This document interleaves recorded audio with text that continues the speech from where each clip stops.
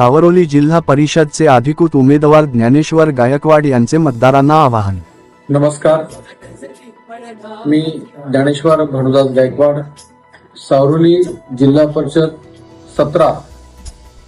ह्या प्रभागातून मी जिल्हा परिषद सदस्य या निवडणुकीकरता मी उमेदवार म्हणून धनुष्यबाण या चिन्हावर उभा आहे। मी आतापर्यंत माझ्या या सरपंच कारकीर्द असेल गेल्या 25 वर्षामध्ये मी सरपंच म्हणून उपसरपंच म्हणून केलेली कारकीर्द आणि त्यावेळी केलेला विकास काम यामध्ये ॲम्ब्युलन्स असेल, घंटागाडी असेल, सांडपाणी व्यवस्थापन असेल, रोजगार निर्मिती असेल, ग्रामपंचायत इमारत असेल, सर्व